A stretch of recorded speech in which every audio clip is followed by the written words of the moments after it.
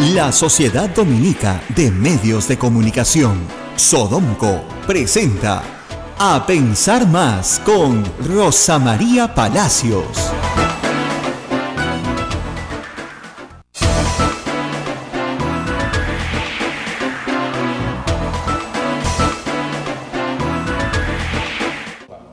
Muy buenos días, amigos, y bienvenidos a una edición más de A Pensar Más. Hoy es 27 de julio y como ustedes saben, nosotros transmitimos para toda la red Sodomco y todas las emisoras que nos siguen día a día desde Lima, pero desde un lugar muy particular en Lima. Transmitimos desde el convento de Santo Domingo. Y para días de fiesta, como hoy, previos al 28 de julio, podemos darnos el lujo de salir de nuestra habitual cabina para movernos a alguno de los ambientes más bonitos que tenemos aquí en el convento, que está lleno de joyas, ya se los he enseñado, pero hemos decidido volver a invitar al padre Luis Enrique, para que, como director del museo, nos cuente cuál ha sido el papel de los dominicos en la independencia de la República. Un papel un poco, en este momento, no tan aquilatado, pero dado que yo estoy aquí, hemos decidido con mi productor, con Abel Ángeles, que es bueno contar esta historia, una historia bonita además, justamente en estos días tan complicados para la historia del Perú. Padre, muchas gracias por estar con nosotros. No, con mucho gusto y una alegría de que estén en este lugar, que si bien es de los frailes dominicos, pero es patrimonio de todo el Perú. Esto sí es patrimonio nacional, por cierto, pero para empezar a contar un poco nuestra historia, ¿dónde estamos? ¿Qué es esto que está viendo la gente que nos sigue a través de Facebook Live en su pantalla? ¿Qué es lo que está? ¿Dónde estamos? Sí, nosotros ahorita estamos en la sala capitular del convento Santo Domingo. Y es un lugar muy importante dentro de los conventos porque en las salas capitulares se reunía el capítulo. Y el capítulo son todos los hermanos profesos solemnes asignados canónicamente a un convento. Entonces acá se reúnen todos los que tienen derecho a voz y voto y a ser votados también. En ese lugar se reúnen los hermanos para decidir el gobierno del convento, la posición de los hermanos frente a la sociedad y hasta las cosas más domésticas y sencillas que puedan haber. Yo siempre recuerdo y siempre lo digo, nosotros los dominicos somos una orden capitular, que traduciéndolo en términos un poco civiles somos una orden democrática, ¿no? Y mi maestro de novicios, que era un español vasco, el padre Amando Herrán Angulo, él nos decía, lo que concierne a todos debe ser resuelto por todos, no por algunos. Y ese es el espíritu del capítulo de un convento dominicano, y ese es el lugar en donde estamos ahora. Esa es creo que la importancia máxima que nosotros como dominicos tenemos. Como lugar específicamente, ha sido un lugar importantísimo también porque en ese lugar, y justamente frente al Cristo que tenemos aquí, San Martín Levito, un momento místico que no está alejado de la cotidianidad y ordinariedad de nuestro convento en sus decisiones y en sus discusiones. Y al mismo tiempo, durante la época de la independencia, en este lugar se reunieron todos los hermanos y unánimes firmaron el acta de sujeción a la independencia del Perú. Pero hay que decir una cosa también, para quien no ha visitado nunca el convento, estamos exactamente sobre la tumba de Santa Rosa de Lima. Sí. Pues es un lugar muy importante dentro del convento, tan importante que la santa, digamos, más importante del Perú, la primera santa de América, fue enterrada debajo de la sala capitular. Sí, debajo de la sala capitular está la cripta del convento. Exacto. ¿No? En la cripta del convento se enterraban todos los frailes dominicos y los terciarios y terciarias de nuestro convento. Santa Rosa de Lima, como terciaria dominica, tenía el derecho de enterrarse dentro de un convento dominicano junto a sus hermanos los frailes, porque en nuestra orden, pertenecen a nuestra orden, mejor dicho, con la misma calidad de pertenencia los terciarios, que hacen votos al maestro de la orden, ¿no? Su compromiso laical frente al maestro de la orden, a nuestro Padre Santo Domingo y a nuestra Santa Madre, la Virgen del Rosario. Por lo tanto, son laicos que si bien viven sus vidas desde fuera del convento, sean varones o mujeres, pertenecen realmente a nuestra orden dominicana desde su vocación laical.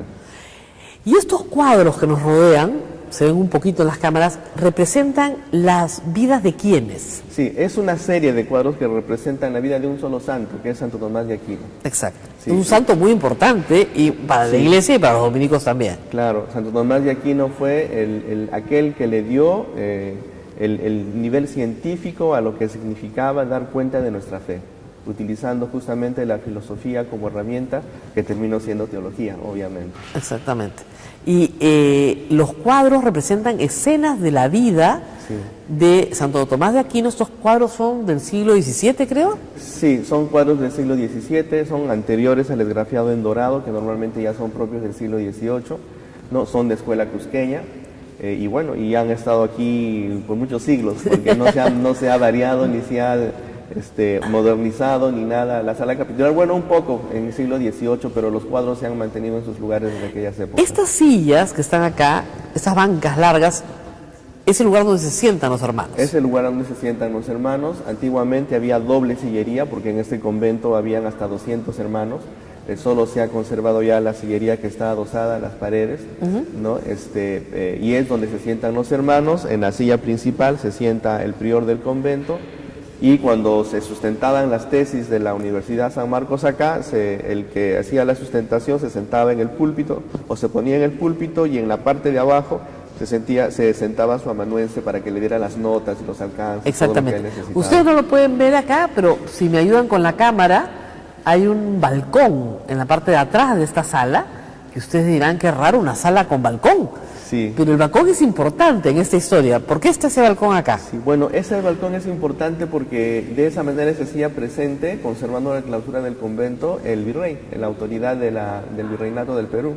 Él se ponía ahí para escuchar las tesis y sustentar las tesis, y daba su voto de aprobación o desaprobación levantando la ventanita o cerrando la ventanita, porque son ventanitas que se abren para abajo. Exacto. ¿No? Y bueno, él se hacía presente ahí y tenía un espacio privilegiado para poder escuchar toda la sustentación de las tesis. Hay que entender que lo que ustedes están viendo, todo es original. Todo es original. O sea, esto correcto. no ha cambiado en 400 años. Sí, no ha cambiado más de 400 Más de 400 años ya. Sí, porque una de las cosas también interesantes de nuestra orden dominicana en el Perú, que nosotros somos independientes hace 479 años. Somos una provincia autónoma hace 479 años. No hemos dependido de España hace 479 años. Aun cuando al principio, evidentemente, los sacerdotes que llegaban eran españoles. Sí, obviamente, eran españoles, y también franceses y también belgas, o sea, no solamente españoles. Nuestra orden es una orden internacional, mayoritariamente españoles, sí. Tanto es así que, por ejemplo, el convento del Cusco no fue dado a un fraile español, sino a un fraile francés, Fray Juan de Olías. Y él asume el Coricancha, Y en él realidad. asume el convento Santo Domingo del Cusco, el Coricancha. Que está claro. sobre el Coricancha, que es también una joya nacional. Pero hablemos un poco de lo que nos convoca, que es la independencia del Perú. Y para eso hay que entender un poco, ¿cada cuánto tiempo se reúne el capítulo? Los capítulos de la comunidad normalmente se reúnen una vez al mes por constituciones, ¿no? Ahora, los capítulos electivos son de un convento, son cada 3 años. Cada 3 años. O sea, cuando acá hay Claro. capítulo, hasta ahora hay capítulo. Por supuesto. eso Hasta no ha ahora hay cambiado. capítulo. Se reúnen acá todos los frailes, pero todos los frailes del Perú vienen en realidad. Cuando hay capítulo provincial. Cuando hay capítulo de la provincia vienen todos los frailes. Cada convento es autónomo en sí mismo, Claro. dentro de la provincia, ¿no? Todos los conventos forman una provincia, los conventos y casas forman una provincia. Todas las casas y conventos mantienen su autonomía interna administrativa, que tiene límites, obviamente, ¿no? Y todos somos miembros de la provincia dominicana, en este caso San Juan Bautista del Perú. Y como anécdota también les puedo contar que es una cosa que nos enseñan desde que somos novicios. Estados Unidos, cuando se formó, copió las constituciones de nuestra orden dominicana para fundarse como Estado. ¿Ah, sí? Porque nosotros somos una democracia por delegación y tenemos este sistema desde 1216. Y cada convento es autónomo como cada estado es autónomo, cada Ajá. convento tiene su prior como cada estado tiene su gobernador, cada convento tiene su capítulo como cada estado tiene su reunión de legisladores. Exacto. Todos estamos unidos en función del provincial, las provincias en función del maestro de la orden, y elegimos a nuestros delegados para que vayan a votar en nuestro nombre. Claro, eligen a sus delegados para que vayan a votar. Ustedes, por ejemplo, de la provincia del Perú, cuando Al son maestro de la convocados orden. al maestro de la orden. Y cuando somos de los conventos, al provincial del Perú, o del lugar en donde Es sea. igualito que el sistema de Sí. colegio electoral en los Estados Unidos. Bueno, te dije que lo copiaron del nuestro. Esta es una anécdota que no sabía. Siempre, lo que bueno de trabajar acá es que siempre uno aprende cosas nuevas. Y bueno, llega la orden dominica al Perú desde el principio, porque Pizarro está acompañado de Fray Domingo de Valverde, que es el que le Vicente de Valverde, que le enseña la Biblia a Atahualpa, él la rechaza, o sea, toda esa escena que nos enseñan en la infancia, en el colegio. Bueno, el primer obispo de Lima fue dominico. Y ser obispo de Lima en ese momento era ser obispo de todo Sudamérica. Básicamente. El obispo de Cusco. Claro. Más que de Lima, de Cusco. De Cusco, que era como que fue la primera arquidiócesis que se creó. Exactamente. Entonces es como que lo primero que se crea en América.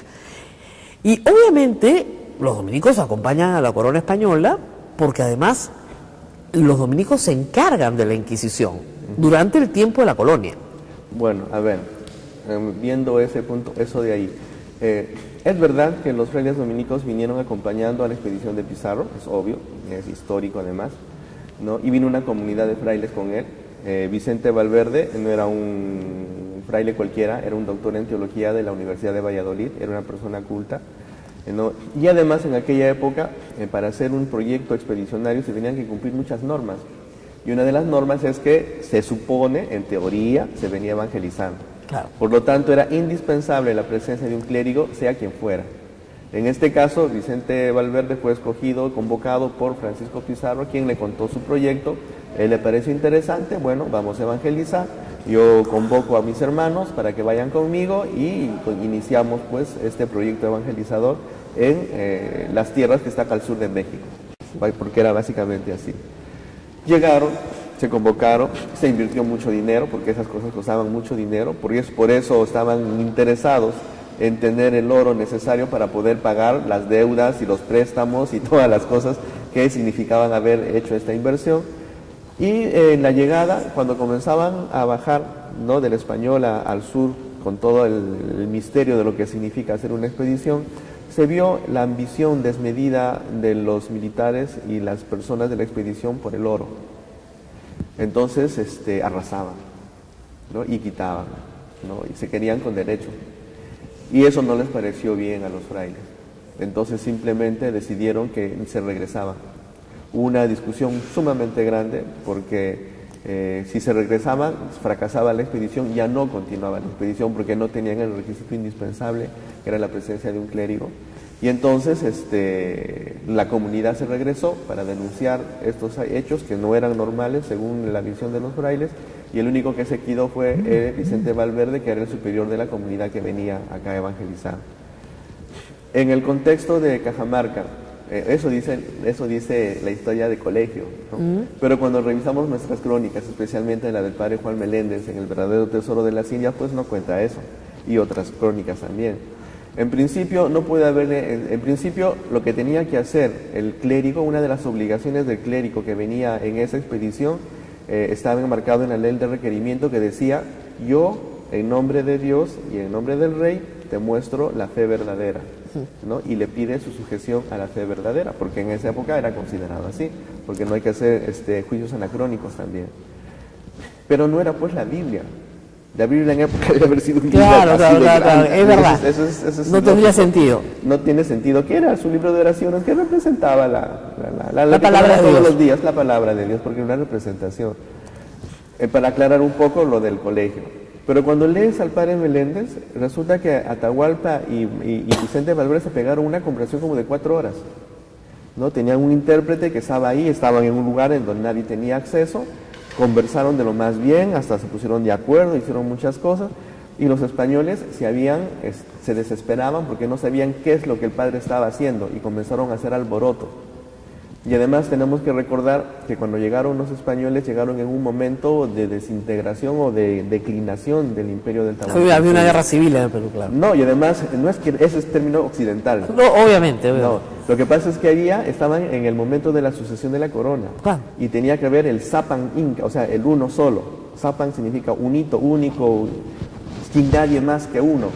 Entonces, los contendientes a tener la mascaipacha, que es la corona, tenían que pelearse entre ellos para que uno ganara, y el que ganara tenía la mascaipacha. No es que era una guerra civil, esa es visión occidental, ese es el modo como ellos, ¿cómo se llama?, hacían la sucesión del poder. Claro, pero Huáscar ya estaba muerto cuando ya sí, porque Atahualpa ya había arrasado con todo Cusco, porque tenía que arrasarlo, él tenía que ser o sea, uno de los tenía que ganar, en este caso ganaba Atahualpa. ¿no? Pero Atahualpa venía de Quito, ¿no? Es que el imperio de Tahuantinsuyo es hasta Colombia y hasta Tucumán en Chile y hasta la mitad. Ambos eran hijos de Huayna Cápac, ambos tenían derechos, ciertamente. No Pizarro aprovecha esta situación. Pizarro aprovecha esa situación también de descontento porque las otras culturas sometidas al Tahuantinsuyo ya no soportaban a los incas. Claro. Y dos españoles no hicieron todo lo que hicieron. Ya se habían asociado a otras civilizaciones que estaban en el Ecuador, en lo que llamamos hoy Ecuador, ¿no? Que querían liberarse del dominio inca y simplemente ya venían con todo ese apoyo de soldados y personas y todo lo demás. O sea, no es que venían ellos solitos. Y regresemos a los dominicos. Entonces, sí, el requerimiento, que así se llama esa famosa escena, termina en que finalmente Atahualpa es ajusticiado por los españoles. Sí, termina siendo ajusticiado y Vicente Valverde, ya que lo conocía a Atahualpa porque había conversado bastante, entonces decide bautizarlo. ¿Para qué? Para que Pizarro no mate a un otro católico. Pero resulta que Pizarro, que era muy inteligente también, le sacó la vuelta y creó la figura de la guerra civil y que había matado a su hermano, por lo tanto teníamos que matarlo. Claro. Atahualpa llegó a ser bautizado. Claro. Y para salvarlo. Y obviamente, y las personas que dicen, la historia oficial que dice, le obligaron, le impusieron la doctrina. Era para salvarle la vida. Sí. Claro, pero no se pudo. Bueno, no, porque Pizarro, que era muy vivo, sacó la vuelta a eso y dijo, no, ha matado a su hermano, y por lo tanto hay que sentenciarlo. Claro. Bueno, vamos a hacer una pausa porque vamos a regresar, ya vamos a saltar 300 años y vamos a llegar a la independencia, no se preocupen, pero tenemos que hacer una introducción a toda esta historia. Estamos en la sala capitular del convento de Santo Domingo, 27 de julio, día previo a Fiestas Patrias, y estamos hablando de la independencia del Perú, estamos haciendo un poco de historia, y estamos conversando con el director de nuestro museo, que ustedes pueden visitar casi cuando quieran. Al final del programa les voy a decir cuándo lo pueden visitar. Vamos a la pausa y volvemos. Y continuamos conversando en esta cita previa al 28 de julio, esperando lo que tenga que decir el presidente de la República mañana sobre la justicia. Qué importante es hablar de la justicia en el Día de la Independencia, la verdad.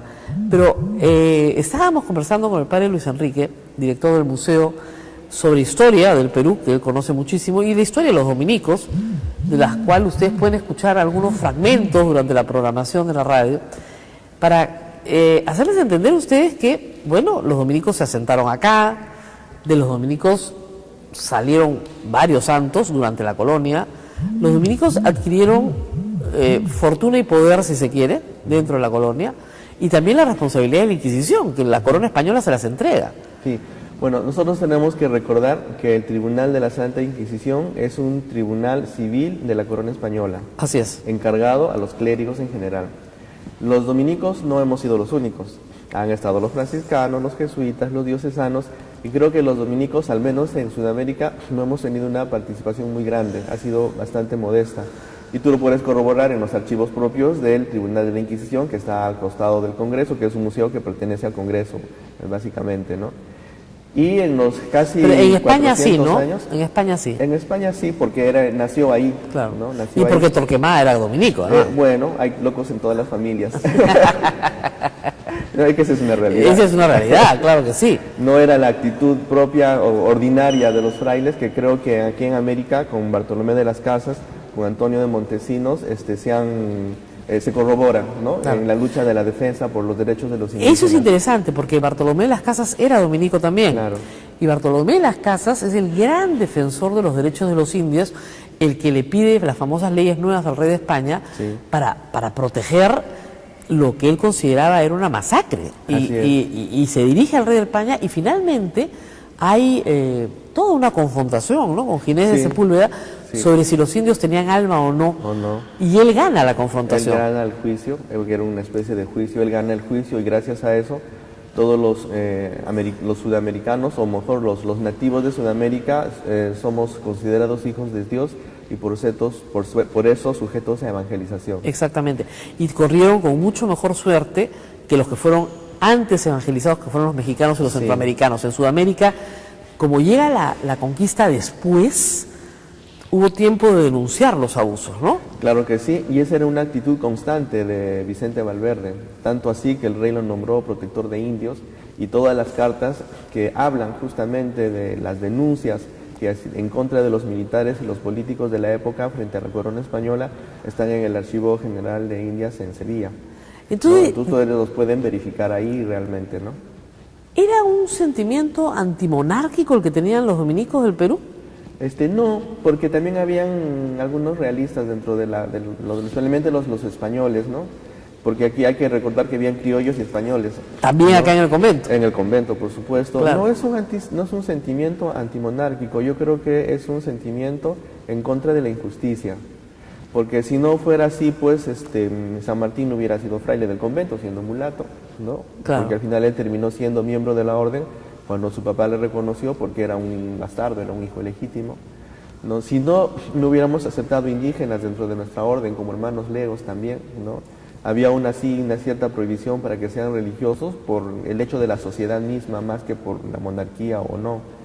¿No? Entonces, no... Ahora, en 1821, ¿cómo los encuentra San Martín? Con estas ideas nuevas que ya recorrían América. Hay que recordar que la iglesia es una élite intelectual, claro, durante la colonia y al final de la colonia también. Por lo tanto, tiene más acceso a la cultura, más acceso, claro, a la lectura, más acceso a las ideas que venían de Europa, a las ideas que venían de Estados Unidos. ¿Cómo encuentra San Martín a la orden dominica en el Perú? Bueno, la encuentra muy comprometida con defender a la patria. Ya había ese sentimiento de la patria, ¿no? En muchos. Justamente el padre provincial de aquella época, el padre Cabero, apoyó muchísimo a San Martín, conversó con él. Él firma, está su firma en el acta de la independencia. Él vivía en este convento y era provincial de todo el Perú, ¿no? Y reúne a todos los hermanos del capítulo acá y dice: acá está el acta en donde nosotros apoyamos la independencia del Perú, y todos los frailes se apuntaron. Y todos nos acá, unimos, en este mismo en lugar. esta misma sala, claro. Esta era la sala del capítulo. ¿Y cuántos frailes habría en ese entonces en el convento? En esa época habrían más o menos unos 120 frailes. Estábamos un poco... de caída. Sí. Ahora estamos mucho menos, pero mucho bueno, pero digamos, la realidad es diferente. 120 frailes sí, firmaron antes de que se declarara, antes del 28 de julio de 1821, firmaron acá un acto. Más o menos entre el 21 y el 23 de julio se firmó eso. Miren, ¿ah? Ese es otro aniversario. Se firma un acta acá de 120, que eran clérigos en realidad, firman un acta diciendo: sí, nosotros apoyamos a la independencia. Apoyados por su provincial en este espíritu democrático que ustedes tienen, y sin dar cuenta a ninguna otra autoridad. Es que no somos autónomos. Además, nosotros tenemos lo que se llama la ley de la exención. Todas las órdenes mendicantes, gracias a nuestro Padre Santo Domingo, la tienen. ¿Qué es la ley de la exención? Significa que nosotros nos administramos a nosotros mismos en nuestras cosas civiles. Solamente obedecemos a nuestros ordinarios en las cuestiones pastorales. Ajá. Entonces somos nosotros. Ah, ya, el ordinario es el obispo. Ah, sí. Entonces, si el obispo hubiera sido realista, ustedes no les importaba, igual hubieran firmado. Sí. Ah, qué interesante. Bueno. Por lo tanto, claro, como son una... Padre Santo Domingo, claro, no, nos ha hecho así. Claro, y son por eso muy pocas órdenes las que hay religiosas, ¿no? Todo el mundo cree que hay muchas órdenes, no, son solamente 4 o 5, me parece, ¿no? Bueno, estamos los dominicos, los franciscanos, que somos considerados hermanos. Están los mercedarios, los carmelitas, los agustinos, los servitas y los jesuitas. ¿Y los jesuitas? No, ellos no son. ¿No son orden mendicante? Son posteriores. Ah, pensé que eran orden mendicante también. Más o menos. Claro. Ellos no son. Ellos son nuevos. Sí. Ahora, llega San Martín y una de las primeras cosas que hace es abolir la Inquisición. Claro. Cosa que los dominicos apoyan. Bueno, era un tribunal de la corona. De la corona. No era un tribunal nuestro. A veces no se entiende eso, ¿no? Se parecía que era un tribunal de los dominicos que se los estaban quitando. No, porque, bueno, es que eso es como que de caricatura, ¿no? Porque claro. Es una historia de caricatura. Pero cuando tú vas y ves los archivos y ves la realidad de las cosas, es que eso no funcionaba así. Y además, en la Inquisición, recuerden que la jurisdicción era sobre españoles, no tenía jurisdicción sobre indios, ni sobre mulatos, ni sobre negros, ni sobre nada. Solamente era solo para españoles, era y criollos y descendientes de españoles. Por eso San Martín, que era recontra milagrero, nunca fue. Y Rosa, que era criolla, la fueron a visitar a su casa para decir: oye, ¿qué estás diciendo? Porque ella era criolla. Claro. ¿No? A San Martín, a San Martín y un no lo podía... dominico, que ahorita se me escapa el nombre, fue quemado por iluminado. ¿Sí? Claro, ahí está, lo pueden visitar el Museo de la Inquisición, ahí está. Bueno, acá también hay un cuadro de él, y como el Fray Dominico quemado y todo. Acá hay un archivo histórico interesante también, para los interesados. Pero eso es interesante porque, claro, yo había olvidado ese detalle, la Inquisición no tenía jurisdicción sobre San Martín, porque era mulato. Sí. Entonces él podía hacer todos los milagros que quería. Era un taumaturgo, ¿no? Imagínate ese milagro que parece leyenda, que de aquel que se cae del balcón y pide permiso para salvarlo. Él fue en la calle, no fue dentro del convento. Claro. Y la gente lo vio paralizado ahí en el aire hasta que venga, pide el permiso y regrese y lo baje despacito. Eso es lo que dice. Lo hubieran quemado vivo si hubiera sido un español. Claro, si hubiera sido español lo hubieran quemado vivo de todas maneras, eso sí. Y bueno, entonces los frailes acá estaban contentos con la emancipación. En general sí, porque esa era la actitud generalizada. Obviamente, como en toda familia, hay algunos que eran realistas. El padre Cavero, que era el provincial del Perú, que al final como que descuidó sus labores como provincial y se fue detrás de San Martín a ayudar en todo lo que sea necesario, dio dinero de la provincia, dio joyas de las imágenes de los santos para poder ayudar a sustentar el ejército de San Martín. Se ofreció a acompañarlo en todo momento y aprovecharon de eso un grupo de frailes que apoyaban pues a la corona española y como que lo relegaron un poco y él tuvo que escaparse y se escondió en el Callao. Estuvo varios meses escondido en el Callao hasta que al final ya se declaró la independencia, varios días, porque fue eso del 1923, fue más o menos aquí, y el 28 de julio la otra declaración, y más o menos esos días escondido en el Callao, y hasta que al final ya no pudo hacerse nada y él regresó como provincial, repuesto en su sitio, y los realistas se tuvieron que ir. Y al final él terminó como párroco de nuestra parroquia de Yanaguara en Arequipa, que ya no es nuestra, pero era nuestra. Era. Es ex nuestra. Ahora, en ese entonces, los frailes acá producían muy buena música. Sí. Y San Martín encarga la música del himno nacional a un fraile dominico. No fue un concurso. Fue un concurso. Sí, cuéntanos esa historia. San Martín hay poca gente que sabe, los símbolos de la patria son pocos, pero uno de los símbolos de la patria es el himno, es la bandera, el escudo y el himno nacional, no hay más. Sí. Y uno de los símbolos de la patria se creó en este convento también. Sí. Él convocó un concurso público para saber cuál era el himno. Yo creo que San Martín, una de las cosas bonitas que nos dio identidad, ¿no? Y lo podemos ver en la bandera. La bandera de Argentina es propia, la bandera de Chile es propia y la bandera del Perú es propia. Bolívar no, la bandera de Venezuela, Colombia, Ecuador y casi Bolivia es la misma, a dominación total. Yo no le tengo mucho afecto al señor Bolívar. Pero bueno, él nos dio identidad, ¿no? Y convocó un concurso público. Como es un concurso público, se presentaron muchos y aquí los hermanos entusiastas por las cuestiones estas de la independencia decidieron también participar.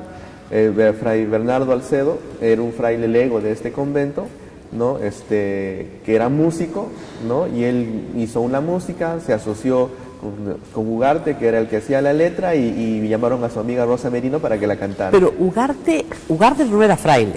No, él era un laico y Rosa Merino también, que era una laica. Era laica.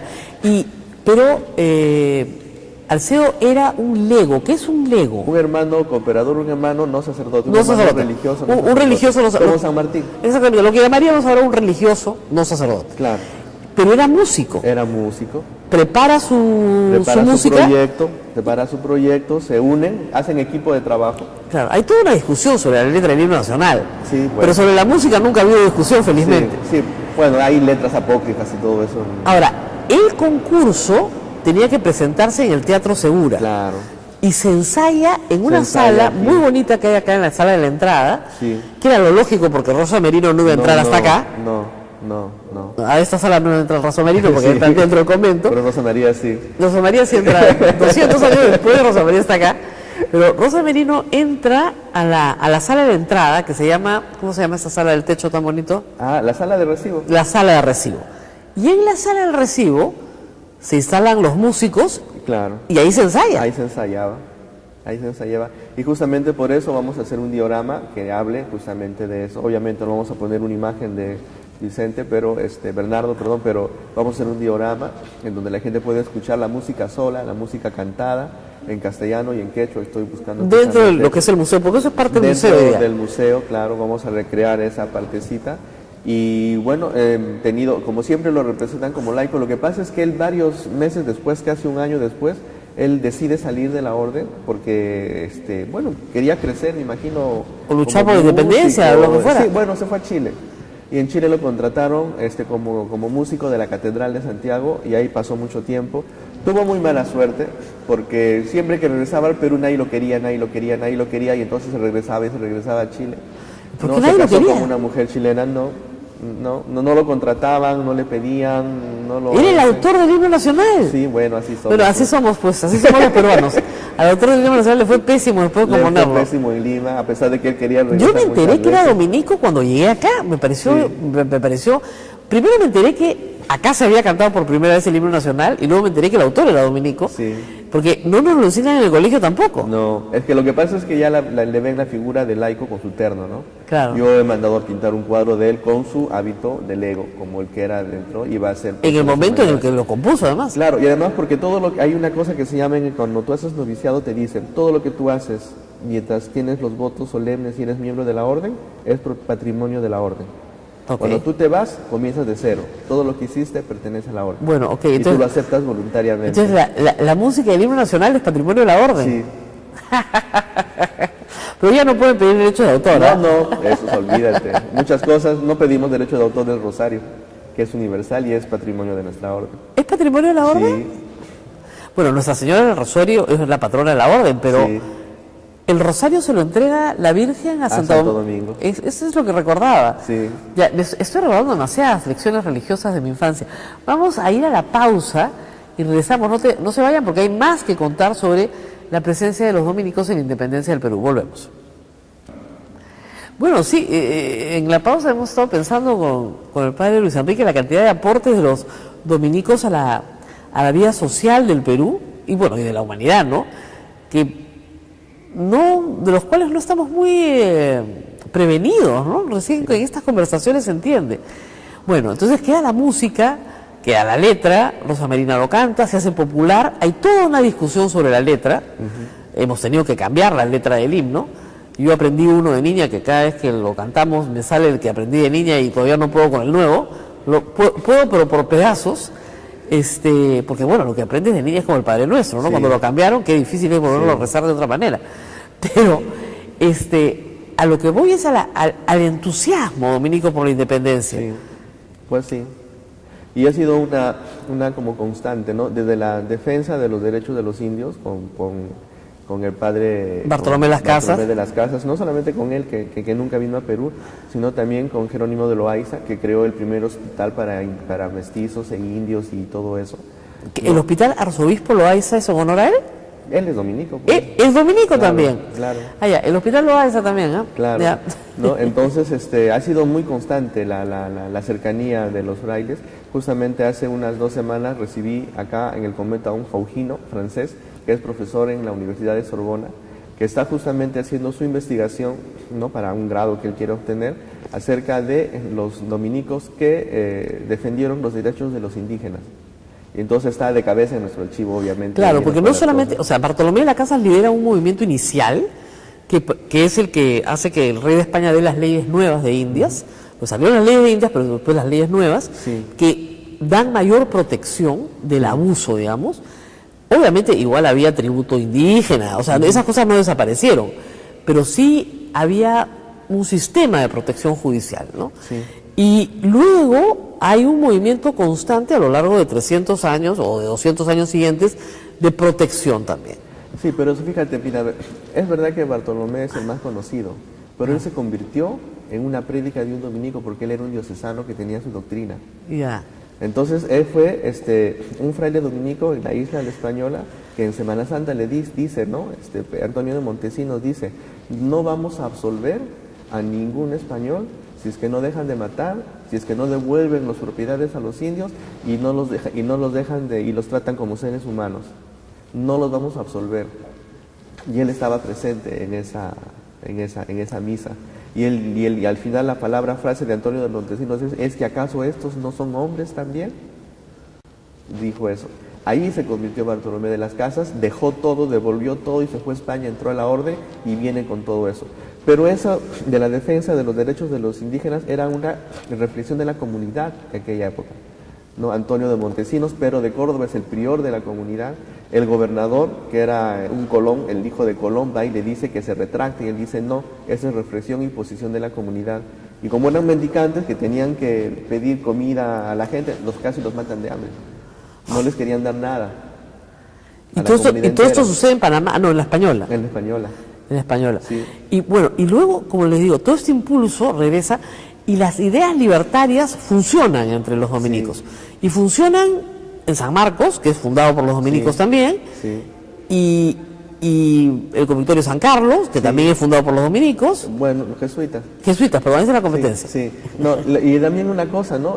Porque también nosotros ya éramos independientes. Claro. Nosotros éramos una provincia independiente, igual que cualquier provincia europea, hace 479 años. O sea, en los 1821 ya habían 300 años de independencia de la orden, que tenían los mismos derechos que cualquier provincia europea. Éramos igual que todos, no éramos menos ni diferentes, ni dominados, ni subyugados, ni dependientes de nadie. Éramos completamente autónomos hasta ahora. Claro, entonces eso les pareció como que iba a Lógico. tono con lo que pasaba en ese momento. Y el tema de la esclavitud, ¿cómo lo manejaron? Bueno, esa era una cosa de la sociedad en general, ¿no? Pero cuando ocurrió, en principio que la primera liberación de esclavos la tuvo el libertador San Martín. Así es. Y Bolívar los devolvió a sus amos. No, lo que hicieron fue una ley de vientre libre primero, ¿no? O sea, todos los que nacían a partir del 28 de julio de 1821 nacieron libres. Sí. Y eso sí se respetó. Sí. Y luego los que marcharan a favor de la independencia También. se les garantizaba su También, libertad. también. Y también se respetó. También. ¿No? Y luego ya la esclavitud, hay una abolición acá por Ramón Castilla, muchos años Sí. después, en 1850 y tantos. Pero, Sí. digamos, como frailes dominicos, en un contexto en que luchaban por la defensa del hombre, por la igualdad, por los derechos humanos, entendidos en esa época, ¿no? Sí. Fíjate que en el convento habían esclavos, Claro, ¿ya? Pero que yo sepa, no eran tan maltratados. Al contrario, era un privilegio ser esclavo de un convento, entre comillas, ¿no? Porque mientras que en los otros lados no sufrían algún tipo de maltrato, otros no.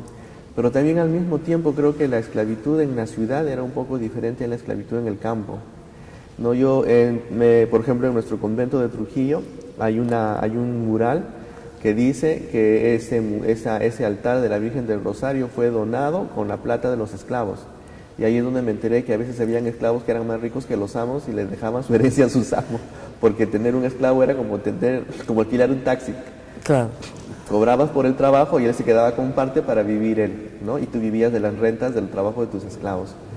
En este caso, fíjate, la actitud de la orden respecto a los esclavos como que la toleraban, la aceptaban, pero yo no he encontrado algún texto que me diga que la beneficiaban, o sea, que la aceptaban plenamente y la practicaban libremente. Ni la Hay promovían. Sí, hay veces aceptaban a gente para liberarla de un cierto maltrato y se quedaban en el convento, ¿no? Entonces eso también he podido ver. Pero quizás sea también pues como que la diferencia racial, ¿no? del moreno africano respecto al indígena sudamericano, que es diferente, y encima que habían razas de indígenas, había un grupo de indígenas que parecían muy blanquitos y otros un poco más trigueñitos, mientras que con ellos no necesariamente era así, ¿no? Aunque yo sé que en ellos también hay razas diferentes de africanos, pero no necesariamente los veían de ese modo. De ese modo, claro. Entonces, esa ha sido, fíjate, una actitud, ¿no? Y si hubiéramos tenido una actitud diferente, San Martín, que era mulato, no hubiera Claro, sido miembro pero de esta orden. San Martín nunca fue esclavo. No, Ni su madre tampoco. no, su madre tampoco. Su madre tampoco. Su madre tampoco. Entonces, por esa razón entra acá como donado, ¿no? Sí, pero entra como donado no por su color, a veces eso también me da una risa. Entra porque era hijo legítimo. Exactamente. Y resulta, en la colonia tú puedes haber sido muy rubio, muy de ojos azules, pero bastardo, no valías nada, Exactamente. no valías nada. Ahora, hay que decir una cosa, ¿no? Los conquistadores, la mayoría lo eran. Ah, bueno, sí. Sí, bueno, acá ya se ha llenado de ¿cómo se dice? De aristocracia. Claro, pero los conquistadores originales, los españoles que venían de Trujillo de Extremadura, Sí. todos eran hijos ilegítimos. O sea Sí. que. Ahora, este impulso en el siglo XIX de los dominicos, como que se va apagando, ¿no? Porque tenemos grandes figuras como Bartolomé Las Casas, por ejemplo, como el autor del himno nacional. ¿Qué pasa con los dominicos del siglo XIX? Bueno, fíjense, en principio que sufrimos una baja muy grande porque los frailes españoles y criollos, muchos de ellos fueron expulsados por Bolívar, ¿no?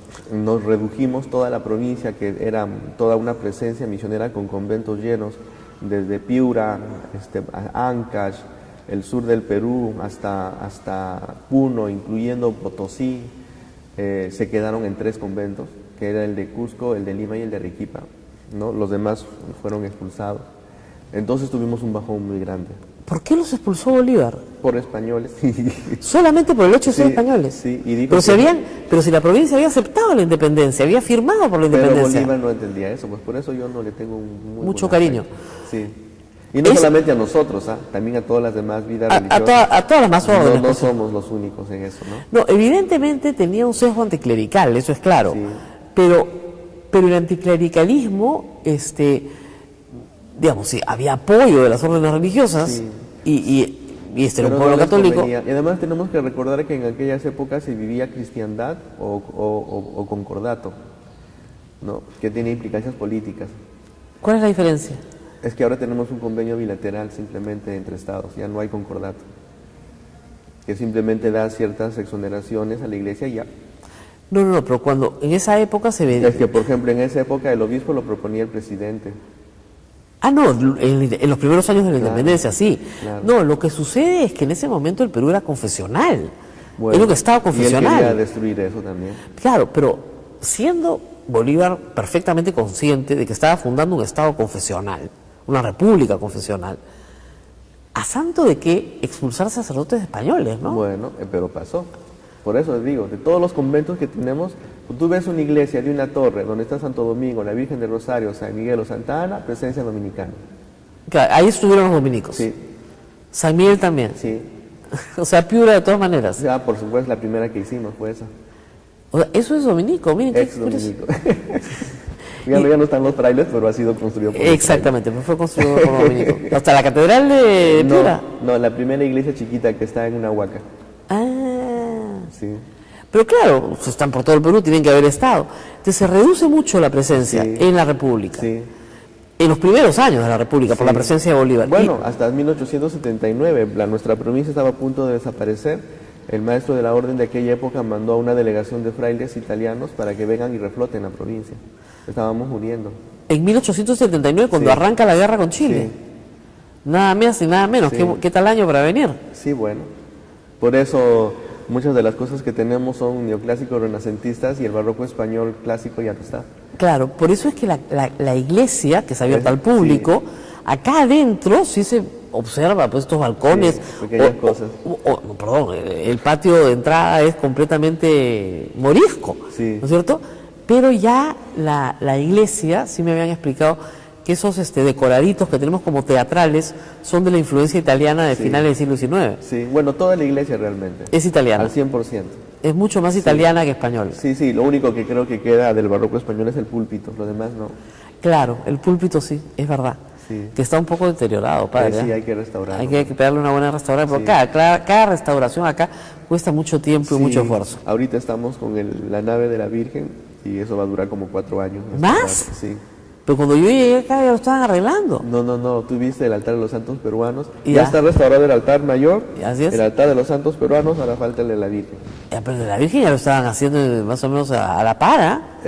No, No, estaba cubierto, sí, Sí, porque Defensa estaba Civil nos dijo que ahí es peligroso. Pero no podíamos tener gente allá abajo, porque ya. estaba pulilladito.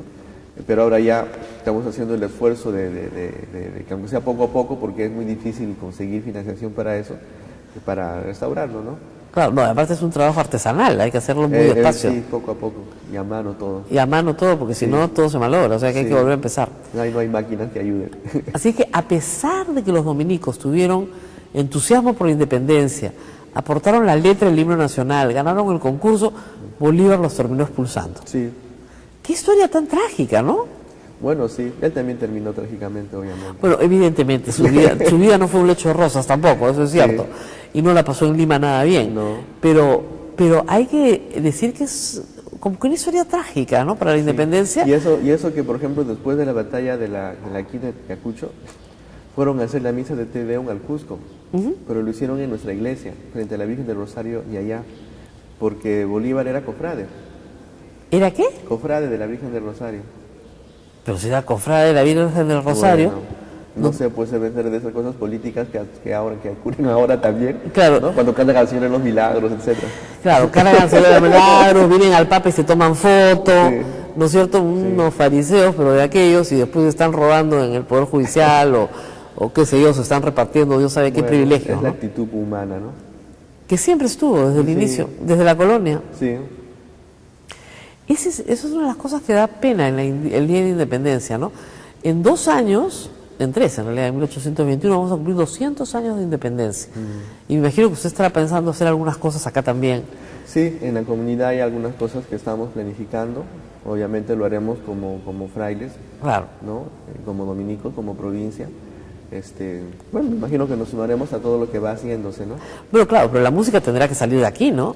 Bueno, haremos. Fíjate que estamos pensando traer al historiador ese chileno que es experto en el hermano nuestro, y que nos traiga todas las partituras para poder tener acá una base Documental, claro. documental de eso, y que además pueda ser cantado, porque según él no tiene nada que envidiar a la música barroca europea. Es de excelentísima calidad todas las composiciones que ha hecho nuestro hermano para la Catedral de Chile, de Santiago. Qué pena, ¿no? Sí. Porque acá nadie lo contrataba, pero no lo querían contratar ni aquí No, mismo. Nadie, bueno. No sé ni aquí mismo, porque acá ya no es fácil eso, ¿no? Pero él quería, en su rango, pues no era ser músico de un convento, tenía que ser una catedral, Claro. que es diferente, ¿no? Y acá nadie lo contrataba No, la para músico de Santiago, catedral. sí. Qué pena, ¿no? Sí. Ahora, hay que decir que en el inicio de la independencia, la presencia religiosa fue, como dice, también firmando el acta de la independencia y también participando en los poderes del Estado. Es decir, Bueno, sí, especialmente en la parte judicial, que era justamente a lo que se le encargaba, ¿no? En esa época se supone que lo religioso tenía era la élite académica, y por lo Exactamente. tanto se les encargaba a ellos, porque no había... Han Era- habido también algunos... eran profesores doctores en teología y en leyes. Sí, sí. Era por eso, más que por una cosa específica. Y si tú ves los grabados de la Inquisición que están ahí, yo cuando voy, pues digo, ¿dónde están los dominicos? Digo, voy a chequeando. No encontré, eran todos franciscanos. En los actos de fe, esas cosas. Exactamente, era- ¿Y dónde están los frailes? Yo buscando, ¿no? Algo Claro. en nuestro hábito. No me encontré. Eran franciscanos Sí. los sábados. Ahora, se les dio participación en el poder legislativo a sacerdotes Sí. y también se les dio participación en el poder judicial Sí. y luego se retiran, ¿no? Sí. ¿No sería bueno que regresen los padres al poder judicial? Bueno, si nosotros Por lo menos del Poder Judicial. Sí, bueno, fíjate, si nosotros no participamos en políticas por el convenio con la Santa Sede. Claro. Por eso cuando un sacerdote decide participar, se le quitan todas las licencias ministeriales para que vuelva, se reduce al estado clerical y al estado Civil. laical y pueda participar de la actividad política, ¿no? Porque si no hubiera eso, te aseguro que el Congreso estaría lleno de padrecitos y monjitas. Sí, Sí. si es que no tuvieron... Ahora, Sí. es una norma de derecho canónico la que les impide participar ahora, ¿no? Es una norma de convenio internacional, no tanto de No, derecho para el canónico. caso de ustedes puede ser que no aplique, pero, digamos, para todos los diocesanos, el derecho canónico les prohíbe participar. Sí, bueno, a ver, El Código de Derecho Canónico. ya, sí, es que eso está enmarcado en los convenios de la Santa Sede con los diferentes estados, porque si no, la Iglesia o los miembros de la Iglesia ministerialmente y con votos Ajá. estarían en muchos de los poderes de todos los estados del planeta. Claro, Entonces es más que todo el convenio a ese nivel, ¿no? a ese nivel. Sí, porque por eso pues anularon a los jesuitas, ¿no? Por meterse demasiado Bueno, en los política. expulsaron de América Por 2 meterse veces. mucho en política, porque ellas eran ¿Dos los- veces? Sí, porque eran los directores espirituales de los reyes y de todo lo demás. No, los expulsaron 2 veces de América y se volvieron a meter. Ahora es una orden que tenía que prevalecer, ¿no? Porque si no, no hubiera prevalecido, ¿no? Bueno, si es voluntad de Dios, prevalece. Prevalece. Sí, Eso es lo que digo. Si lo que es voluntad de Dios prevalece, lo que no es voluntad de Dios no no prevalece. prevalece. Bueno, por eso los dominicos tienen 800 años, ¿no? Hasta ahorita, gracias a Dios, sí. Y han prevalecido. Estamos prevaleciendo y Es- esperemos que sigamos así. Así es. Actualmente viven muchos menos frailes aquí en el convento, no se asusten, no viven 200 ni 120, ¿eh? Sí. Tengan cuidado. Ahora viven 12 frailes acá, me parece, Sí, ahorita sí. y en una Este, zona modernizada. Sí, en una zona que ya está adaptada a nuestra época, ¿no? Es así, y ahí de repente podemos decir, ¿no?, a los chicos que quieran ser frailes, bueno, que nos vengan a visitarnos. La promoción vocacional siempre tiene que estar presente. Nuestra vida es apasionante, nuestra familia es universal, ¿no? Podemos ir a cualquier país y vamos a encontrar un convento dominico y con frailes dominicos haciendo su misión ahí. Y nuestra familia dominicana está compuesta no solo por los frailes, sino las monjas de los monasterios, las hermanas de vida apostólica y los laicos, ¿no?, como Santa Rosa, que era una laica dominica y Y muchos laicos misioneros. Muchos laicos misioneros. Que nos están escuchando, además, porque nos siguen a través de toda la red de Sodom con todo el Perú. Sí, no, muchísimo. Y todos ellos, pues, vivimos el espíritu que nuestro Padre Santo Domingo nos dejó como carisma. Y es ese espíritu de mente abierta, de estilo capitular, como nosotros Dicen que son llamamos. los curas caviares. No, esos son otros. Los curas caviares son los que tienen ideología. Nosotros queremos evangelio. Yo creo que el evangelio es mucho más revolucionario que cualquier ideología humana. Esa es una muy buena respuesta de un sacerdote bien formado. Bueno, creo que ya vamos terminando. ¿Me dicen que sí? ¿Tenemos que hacer una pausa más? Una pausa más y volvemos. No se muevan, regresamos. Bueno, estamos aquí en las horas previas al 28 de julio, un 28 de julio muy esperado esta vez, porque es la primera vez que el presidente Vizcarra va a dirigir un mensaje a la nación siendo presidente de ejercicio, ¿no? El mensaje que dirigió el día que juramentó en realidad fue una manifestación de intención. Se acababa de enterar 48 horas antes de que iba a ser presidente del Perú. Así que este es su primer mensaje real. Me dicen que va a hablar de todo, pero obviamente el tema fundamental va a ser el de la justicia. Así que esperemos que nos diga muchas cosas. Y también hay que decirles que el museo va a estar abierto 28 de julio. Mañana 28 está abierto al público. El museo está abierto al público, por supuesto, porque es un día en que la gente sale. Y qué mejor que si van a salir a pasear, vengan a estos lugares como nosotros y otros museos más que hablan pues de la cultura de nuestro Perú. Y que está tan ligada a la independencia, aunque parecía extraño. Ustedes dirán, oiga, pero esto es un museo religioso. Más ligado a la independencia de lo que usted hubiera creído. Y el domingo 29 también. Y el domingo 29 también. ¿A qué horas abren, padre? Nosotros abrimos de 9:30 de la mañana hasta las 6 de la tarde. ¿Y el costo? El costo son 10 soles, ¿no? 5 soles universitarios, escolares 1 sol. Escolar es un sol, ya más barato no puede ser. Sí, bueno, y si quieres orar a San Martín de Porres y tienes un problema especial, bueno, entras simplemente, ¿no? Porque ahí tiene que haber algo pastoral en nuestro museo, no es una cosa así necesariamente muy económica. Claro. Ah, no, sí, no. Acá, como me dijeron una vez los padres, yo decía, padre, pero ¿por qué no cobran más la entrada? Porque acá vienen peregrinos. Por ejemplo, el día de Santa Rosa no se cobra, yo estaba horrorizado, pero acá podrían sacar mucho más recursos. No, son peregrinos que vienen a rezarle a Santa Rosa. Sí. Entonces, si usted es peregrino, no se le cobra. No, puede venir a rezarle a San Martín, a Santa Rosa. Sí. Pero en general, la entrada a 10 soles estaba en 7, ya me parecía, y hasta en 5 estaba en alguna época, un poquito poco, ¿no? Sí. 5 para universitarios y aprenden un montón. Sí. Y eso incluye una guía que les cuenta toda la historia completa. Sí, lo que pasa es que nosotros tenemos que ver que si viene una familia, imagínate, si son 10, si son 4 o 5 personas, ya son 40, más todo lo demás, entonces gastan, ¿no? Y si bien a nosotros nos ayuda muchísimo, porque hay que hacer cosas de restauración que ya estamos metidos en ese proyecto, si bien nos ayuda muchísimo, también entendemos que hay que ayudar en la economía de la familia, porque este es un lugar familiar, acá pueden acceder. Pero por eso me gusta trabajar acá. Pues siempre tienen esa perspectiva, ¿no? Que siempre digo, pero padre, hay que juntar más plata para la red. No, pero la gente también necesita. Así que para que alcance, digamos, para que la mesa alcance para todos. Claro, vienen acá y después se van a comer su pollito a la brasa al costado o a donde quieran, acá en el y la centro. pasan bonito en el centro de Lima, que yo creo que hay que rescatarlo, porque una de las cosas que a mí, si bien yo soy huancabelicano y he vivido mucho tiempo en Cusco, me parece que la limeñeidad de los limeños no está, habrá que rescatarla, ¿no? Habrá que despertarla, ¿no? Sí. Por algún lado. Bueno, es que el centro está... Hay días que yo paso y que lo encuentro muy bonito y hay días que pienso que ya está perdido. Sí. Depende del clima, ¿no? Estos días grises hacen que se vea muy triste Lima, ¿no? Pero sí, hay muchísimo por rescatar y muy poco se está haciendo, lamentablemente. Sí. Tenemos que rajar un poco el alcalde también. Ya se va en diciembre, pero la verdad es que en lo que es rescate patrimonial se ha hecho muy poco en estos 4 años y lamentablemente no vemos en los candidatos nadie que tenga una propuesta de rescate patrimonial, ¿no? No. Ninguno. Bueno, creo que la inseguridad está primando más porque nos afecta de una manera... No, muy y la grande, corrupción, ¿no? La gente Sí. pide que se solucione la corrupción, la inseguridad, que tenga trabajo, y tiene toda la razón. Pero un país sin historia, pues, no estaría celebrando el 28 de julio, ¿no? Claro. Tenemos que también que darnos cuenta de que tenemos que celebrar nuestra independencia con motivo de alegría. Claro. Y además porque esta ciudad se ha remodelado varias veces. Sí.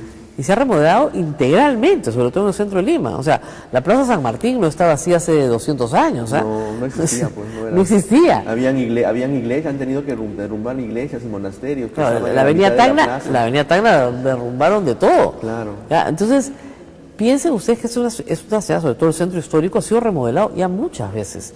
Pero todavía hay mucho que rescatar y salvar y que simplemente luce en su peor forma. Algunas Se le ve personas... avejentada. ¿Ah? Se le ve descuidada y avejentada. Descuidadita, avejentadita, ¿no? Como una tía viejita Sí. que tienes ahí, que tendrías que ponerla más bonita el 28 de Sí, julio, ¿no? sí. Deberíamos. Sí. Bueno, nos tenemos que ir despidiendo, padre. Muchas gracias por su tiempo y por sus datos históricos que han sido muy curiosos, la verdad. Siempre aprendo algo con el padre Luis Enrique. Y yo tengo que desearle felices fiestas patrias a usted, pero además sé que el cumpleaños del padre es mañana, 28 de julio, así que es un hombre muy patriótico. Felices fiestas patrias a toda la audiencia de Radio Santa Rosa.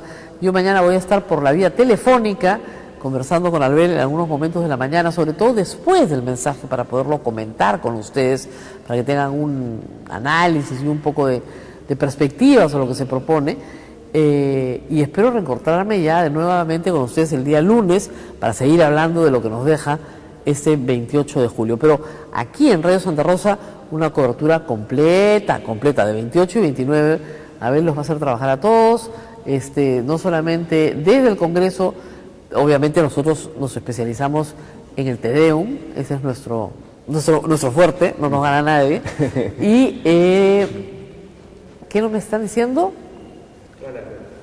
Y que toda la red Sodomco, por supuesto, toda la red Sodomco va a estar escuchando tanto el Te Deum desde Lima, como el mensaje presidencial, como los análisis posteriores, y también se va a transmitir la parada militar, que es tradicional el día 29 de julio.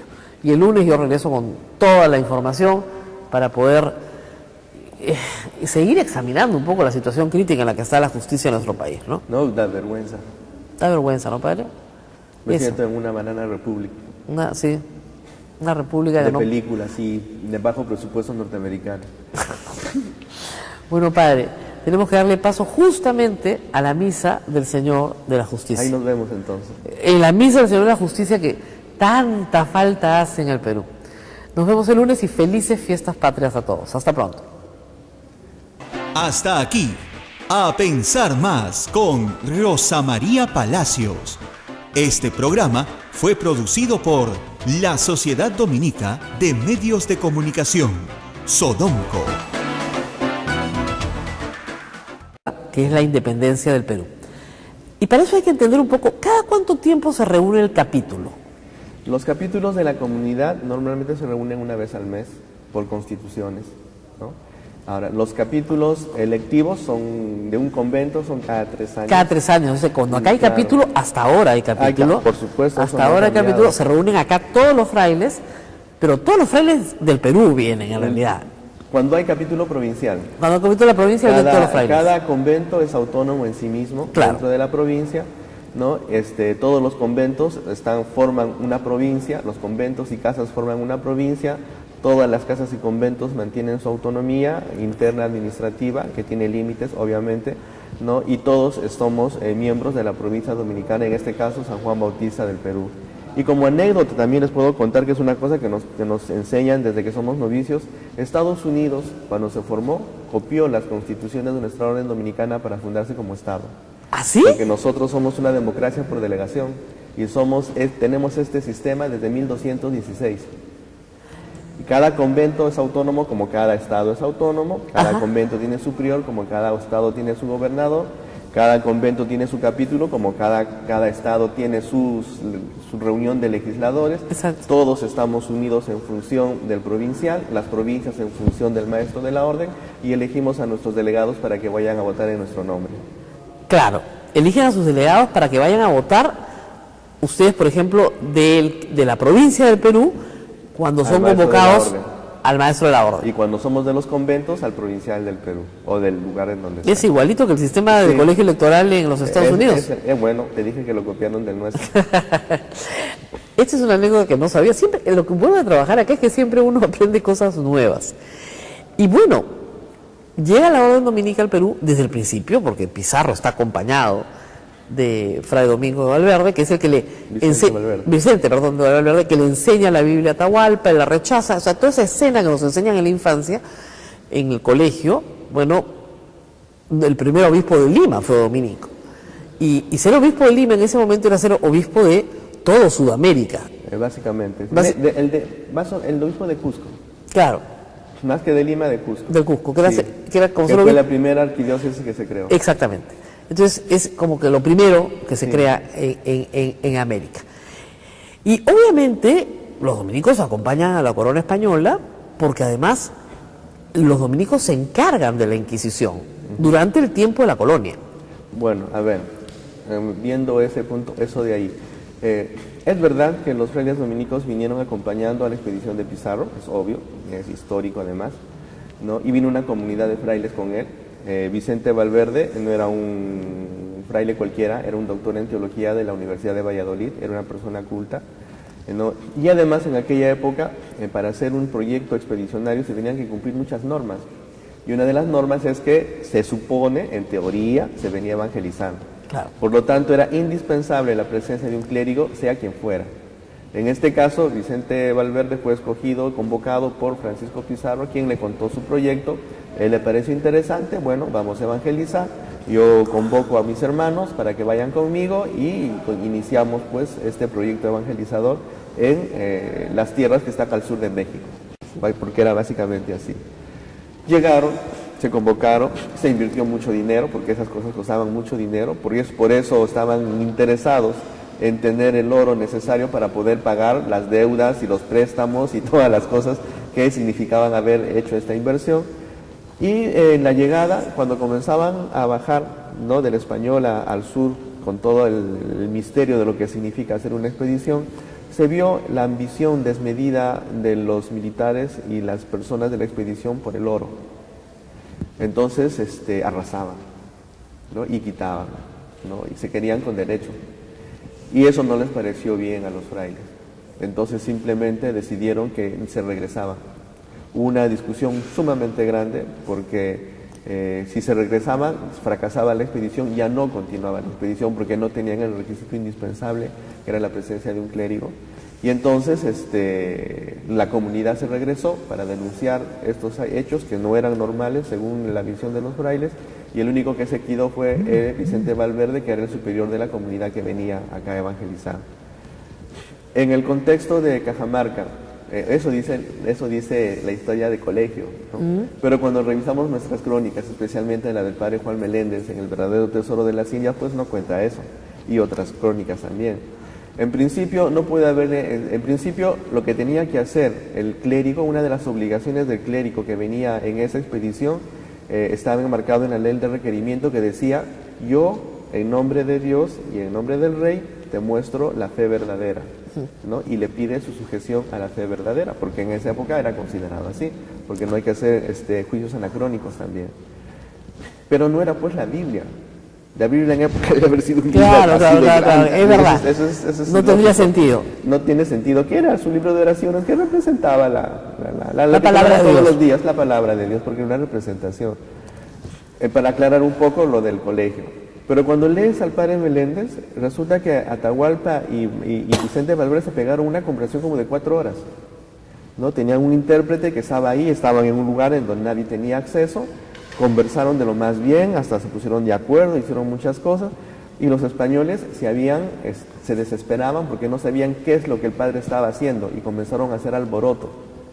Y además tenemos que recordar que cuando llegaron los españoles, llegaron en un momento de desintegración o de declinación del imperio del Tahuantinsuyo. Había una guerra civil en el Perú, claro. No, y además, no es que ese es término occidental. No, obviamente. No, lo que pasa es que estaban en el momento de la sucesión de la corona. Claro. Y tenía que haber el Sapan Inca, o sea, el uno solo. Sapan significa un hito único, sin nadie más que uno. Entonces, los contendientes a tener la mascaipacha, que es la corona, tenían que pelearse entre ellos para que uno ganara y el que ganara tenía la mascaipacha. No es que era una guerra civil, esa es visión occidental, ese es el modo como ellos, ¿cómo se llama? Hacían la sucesión del poder. Claro, pero Huáscar ya estaba muerto cuando ya sí, porque Atahualpa ya había arrasado con todo Cusco, porque tenía que arrasarlo. Él tenía que ser el... O sea, uno de los tenía que ganar, en este caso ganaba Atahualpa. ¿no? Pero Atahualpa venía de Quito, ¿no? Es que el imperio de Tahuantinsuyo es hasta Colombia y hasta Tucumán en Chile y hasta la mitad. Ambos eran hijos de Huayna Cápac, ambos tenían derechos, ciertamente. Bueno, y Pizarro aprovecha esta situación. Pizarro aprovecha esa situación también de descontento porque las otras culturas sometidas al Tahuantinsuyo ya no soportaban a los incas. Claro. Y dos españoles no hicieron todo lo que hicieron. Ya se habían asociado a otras civilizaciones que estaban en el Ecuador, o en lo que llamamos hoy Ecuador, ¿no? Que querían liberarse del dominio inca y simplemente ya venían con todo ese apoyo de soldados y personas y todo lo demás. O sea, no es que venían ellos solitos. Y regresemos a los dominicos. Entonces, sí. El requerimiento, ¿no? Bueno, estamos los dominicos, los franciscanos, que somos considerados hermanos. Están los mercedarios, los carmelitas, los agustinos, los selvitas y los trinitarios. ¿Y los jesuitas? No, ellos no son. ¿No son orden mendicante? Son posteriores. Pensé que eran orden mendicante también. Más o menos. Claro. Ellos no son. Ellos son nuevos. Sí. Ahora, llega a San Martín y una de las primeras cosas que hace es abolir la Inquisición. Claro. Cosa que los dominicos apoyan. Bueno, era un tribunal de la corona. De la corona. No era un tribunal nuestro. A veces no se entiende eso, ¿no? Se parecía que era un tribunal de los dominicos que se los estaban quitando. No, porque, bueno, es que eso es como que de caricatura, ¿no? Porque claro. Es una historia de caricatura. Pero cuando tú vas y ves los archivos y ves la realidad de las cosas, es que eso no funcionaba así. Y además, en la Inquisición, recuerden que la jurisdicción era sobre españoles, no tenía jurisdicción sobre indios, ni sobre mulatos, ni sobre negros, ni sobre nada. Solamente era solo para españoles, y criollos y descendientes de españoles. Por eso San Martín, que era recontra milagrero, nunca fue. Y Rosa, que era criolla, la fueron a visitar a su casa para decir, oye, ¿qué estás diciendo? Porque ella era criolla. Claro. ¿No? A San Martín y un no fraile podía... dominico, que ahorita se me escapa el nombre, fue quemado por iluminado. Entonces, sí. Claro. Ahí está, lo pueden visitar el Museo de la Inquisición, ahí está. Bueno, acá también hay un archivo. Cuadro de él, y como el fraile dominico quemado y todo. Acá hay un archivo histórico interesante también, para los interesados. Pero eso es interesante porque, claro, yo había olvidado ese detalle, la Inquisición no tenía jurisdicción sobre San Martín, porque era mulato. Sí. Entonces él podía hacer todos los milagros que quería. Era un taumaturgo, ¿no? Imagínate ese milagro que parece leyenda, que de aquel que se cae del balcón y pide permiso para salvarlo. Él fue en la calle, no fue dentro del convento. Claro. Y la gente lo vio paralizado ahí en el aire hasta que venga, pide el permiso y regrese y lo baje despacito. Eso es lo que dice. Lo hubieran quemado vivo si hubiera sido un español. Claro, si hubiera sido español lo hubieran quemado vivo de todas maneras, eso sí. Y bueno, entonces los frailes acá estaban contentos con la emancipación. En general sí, porque esa era la actitud generalizada. Obviamente, como en toda familia, hay algunos que eran realistas. El padre Cavero, que era el provincial del Perú, que al final como que descuidó sus labores como provincial y se fue detrás de San Martín a ayudar en todo lo que sea necesario, dio dinero de la provincia, dio joyas de las imágenes de los santos para poder ayudar a sustentar el ejército de San Martín. Se ofreció a acompañarlo en todo momento y aprovecharon de eso un grupo de frailes que apoyaban pues a la corona española y como que lo relegaron un poco y él tuvo que escaparse y se escondió en el Callao.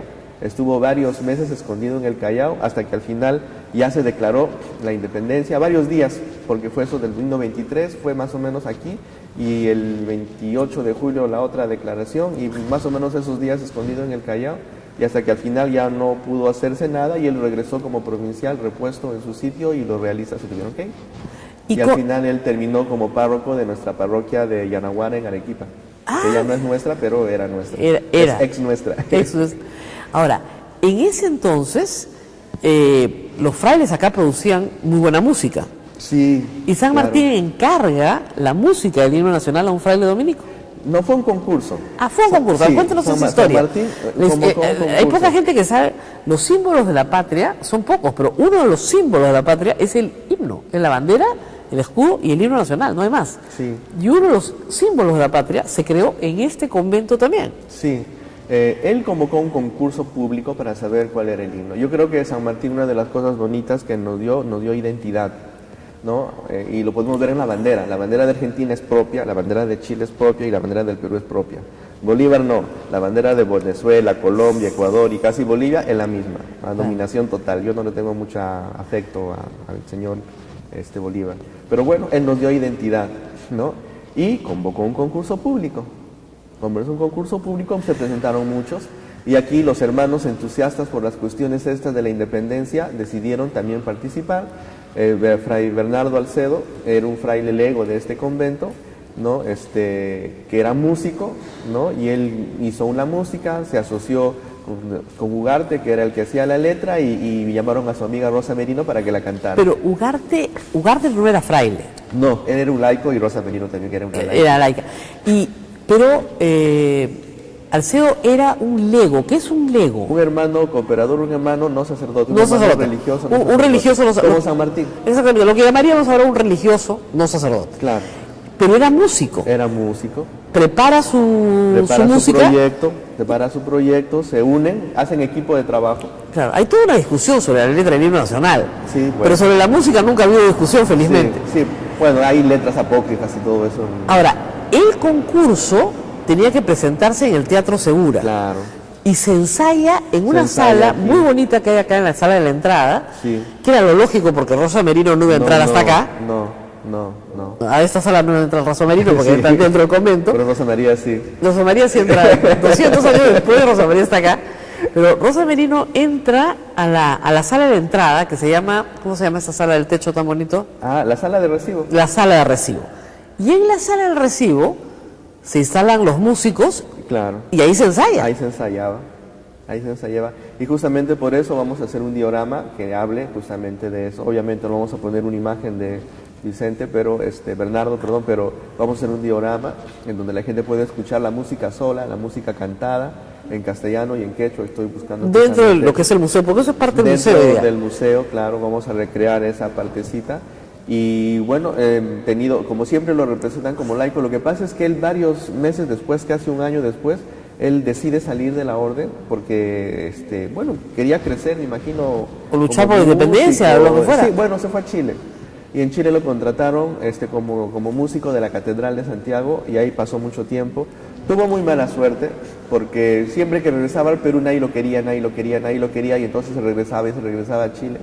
¿Por no qué nadie se lo casó quería? con una mujer chilena, no lo contrataban, no le pedían, no lo... Era el autor del himno nacional. Sí, bueno, así somos. Bueno, así somos los peruanos. Al autor del himno nacional le fue pésimo después de componerlo. Le fue pésimo en Lima, a pesar de que él quería regresar. Yo me enteré que era dominico cuando llegué acá. Me pareció. Primero me enteré que acá se había cantado por primera vez el himno nacional y luego me enteré que el autor era dominico. Sí. Porque no nos lo enseñan en el colegio tampoco. No, es que lo que pasa es que ya le ven la figura del laico con su terno, ¿no? Claro. Yo he mandado a pintar un cuadro de él con su hábito de lego, como el que era dentro, y va a ser... En el momento en el que lo compuso, además. Claro, y además porque hay una cosa que se llama, cuando tú haces noviciado te dicen, todo lo que tú haces mientras tienes los votos solemnes y eres miembro de la orden, es patrimonio de la orden. Okay. Cuando tú te vas, comienzas de cero. Todo lo que hiciste pertenece a la orden. Bueno, ok. Y tú lo aceptas voluntariamente. Entonces la música del himno nacional es patrimonio de la orden. Sí. Pero ya no pueden pedir derechos de autor. No, eso olvídate. Muchas cosas, no pedimos derecho de autor del rosario, que es universal y es patrimonio de nuestra orden. Así se llama esa famosa escena. Termina en que finalmente Atahualpa es ajusticiado por los españoles. Sí, termina siendo ajusticiado y Vicente Valverde, ya que lo conocía a Atahualpa porque había conversado bastante, entonces decide bautizarlo. ¿Para qué? Para que Pizarro no mate a un otro católico. Uh-huh. Pero resulta que Pizarro, que era muy inteligente también, le sacó la vuelta y creó la figura de la guerra civil y que había matado a su hermano, por lo tanto teníamos que matarlo. Claro. Atahualpa llegó a ser bautizado. Claro.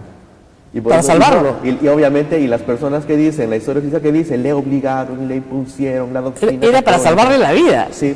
Claro, pero no se pudo. Bueno, no, porque Pizarro, que era muy vivo, sacó la vuelta a eso y dijo, no, ha matado a su hermano, y por lo tanto hay que sentenciarlo. Claro. Bueno, vamos a hacer una pausa porque vamos a regresar, ya vamos a saltar 300 años y vamos a llegar a la independencia, no se preocupen. pero tenemos que hacer una introducción a toda esta historia. Estamos en la sala capitular del convento de Santo Domingo, 27 de julio, día previo a Fiestas Patrias, y estamos hablando de la independencia del Perú, estamos haciendo un poco de historia, y estamos conversando con el director de nuestro museo, que ustedes pueden visitar casi cuando quieran. Al final del programa les voy a decir cuándo lo pueden visitar. Vamos a la pausa y volvemos. Y continuamos conversando en esta cita previa al 28 de julio, esperando lo que tenga que decir el presidente de la República mañana sobre la justicia. Qué importante es hablar de la justicia en el Día de la Independencia, la verdad. Pero estábamos conversando con el padre Luis Enrique, director del museo, sobre historia del Perú, que él conoce muchísimo, y la historia de los dominicos, de las cuales ustedes pueden escuchar algunos fragmentos durante la programación de la radio, para hacerles entender a ustedes que, bueno, los dominicos se asentaron acá, de los dominicos salieron varios santos durante la colonia, los dominicos adquirieron fortuna y poder, si se quiere, dentro de la colonia, y también la responsabilidad de la Inquisición, que la corona española se las entrega. Sí, bueno, nosotros tenemos que recordar que el Tribunal de la Santa Inquisición es un tribunal civil de la corona española. Así es. Encargado a los clérigos en general. Los dominicos no hemos sido los únicos. Han estado los franciscanos, los jesuitas, los diocesanos, y creo que los dominicos, al menos en Sudamérica, no hemos tenido una participación muy grande, ha sido bastante modesta. Y tú lo puedes corroborar en los archivos propios del Tribunal de la Inquisición, que está al costado del Congreso, que es un museo que pertenece al Congreso, básicamente, ¿no? Y en los casi pero en España sí, ¿no? Años, en España sí. En España sí, porque nació ahí. Claro. ¿no? Nació y porque ahí. Torquemada era dominico, ¿no? Bueno, hay locos en todas las familias. No, es que esa es una realidad. Esa es una realidad, claro que sí. No era la actitud propia o ordinaria de los frailes, que creo que aquí en América, con Bartolomé de las Casas, con Antonio de Montesinos, se corroboran, ¿no? Claro. En la lucha de la defensa por los derechos de los indígenas. Eso es interesante, porque Bartolomé de las Casas era dominico también. Claro. Y Bartolomé de las Casas es el gran defensor de los derechos de los indios, el que le pide las famosas leyes nuevas al rey de España, sí, para proteger lo que él consideraba era una masacre. Y se dirige al rey de España, y finalmente hay toda una confrontación, ¿no?, con Ginés de Sepúlveda, sí, sobre si los indios tenían alma o no. Y él gana la confrontación. Él gana el juicio, que era una especie de juicio, él gana el juicio, y gracias a eso todos los sudamericanos, o mejor los nativos de Sudamérica, somos considerados hijos de Dios, y por eso sujetos a evangelización. Exactamente. Y corrieron con mucho mejor suerte que los que fueron antes evangelizados, que fueron los mexicanos y los centroamericanos. En Sudamérica, como llega la conquista después, hubo tiempo de denunciar los abusos, ¿no? Claro que sí, y esa era una actitud constante de Vicente Valverde, tanto así que el rey lo nombró protector de indios, y todas las cartas que hablan justamente de las denuncias en contra de los militares y los políticos de la época frente a la corona española están en el Archivo General de Indias en Sevilla. Entonces, ¿no? Todos los pueden verificar ahí realmente, ¿no? ¿Era un sentimiento antimonárquico el que tenían los dominicos del Perú? No, porque también habían algunos realistas dentro especialmente los españoles, ¿no? Porque aquí hay que recordar que habían criollos y españoles. También, ¿no?, acá en el convento. En el convento, por supuesto. Claro. No es un sentimiento antimonárquico, yo creo que es un sentimiento en contra de la injusticia. Porque si no fuera así, pues San Martín no hubiera sido fraile del convento, siendo mulato, ¿no? Claro. Porque al final él terminó siendo miembro de la orden cuando su papá le reconoció, porque era un bastardo, era un hijo ilegítimo. ¿No? Si no hubiéramos aceptado indígenas dentro de nuestra orden, como hermanos legos también, ¿no? Había una cierta prohibición para que sean religiosos por el hecho de la sociedad misma, más que por la monarquía o no. Entonces, no... Ahora, en 1821, ¿cómo los encuentra San Martín? Con estas ideas nuevas que ya recorrían América. Hay que recordar que la iglesia es una élite intelectual, claro, durante la colonia, y al final de la colonia también. Por lo tanto, tiene más acceso a la cultura, más acceso, claro, a la lectura, más acceso a las ideas que venían de Europa, a las ideas que venían de Estados Unidos. ¿Cómo encuentra San Martín a la orden dominica en el Perú? Bueno, la encuentra muy comprometida con defender a la patria. Ya había ese sentimiento de la patria, ¿no? En muchos. Justamente el padre provincial de aquella época, el padre Cabero, apoyó muchísimo a San Martín, conversó con él. Él firma, está su firma en el acta de la independencia. Él vivía en este convento y era provincial de todo el Perú, ¿no? Y reúne a todos los hermanos del capítulo acá y dice: acá está el acta en donde nosotros apoyamos la independencia del Perú, y todos los frailes se apuntaron. Y todos nos acá, unimos en este mismo en lugar. esta misma sala, claro. Esta era la sala del capítulo. ¿Y cuántos frailes habría en ese entonces en el convento? En esa época habrían más o menos unos 120 frailes. Estábamos un poco de caída. Sí. Ahora estamos mucho menos, pero digamos, la realidad es diferente. 120 frailes Sí. firmaron antes de que se declarara, antes del 28 de julio de 1821, sí. firmaron acá un Más o acto. menos entre el 21 y el 23 de julio se firmó eso. Miren, ese es Sí. otro aniversario. Se firma un acta acá de 120, que eran clérigos en realidad, Sí. firman un acta diciendo: sí, nosotros apoyamos a la independencia. Sí. Apoyados por su provincial en este espíritu democrático que ustedes Sí. tienen, y sin Sí. dar cuenta Sí. a ninguna otra autoridad. Es que no somos autónomos. Además, nosotros tenemos lo que se llama la ley de la exención. Todas las órdenes mendicantes, gracias a nuestro Padre Santo Domingo, la tienen. ¿Qué es la ley de la excepción? Significa que nosotros nos administramos a nosotros mismos en nuestras cosas civiles. Solamente obedecemos a nuestros ordinarios en las cuestiones pastorales. Ajá. Entonces somos nosotros. Ah, ya, el ordinario es el obispo. Ah, sí. Entonces, si el obispo hubiera sido realista, ustedes no les importaba, no. igual hubieran firmado. Sí, Ah, qué interesante. bueno. Por lo tanto, claro, Gloria como de son nuestro una... Padre Santo Domingo, Claro, que no, nos y ha hecho así. y claro, y son por eso muy pocas órdenes las que hay religiosas, ¿no? Sí. Todo el mundo cree que hay muchas órdenes, No. ¿no? Son solamente 4 o 5, me parece. La Sociedad Dominica de Medios de Comunicación, Sodomco, presenta A Pensar Más con Rosa María Palacios.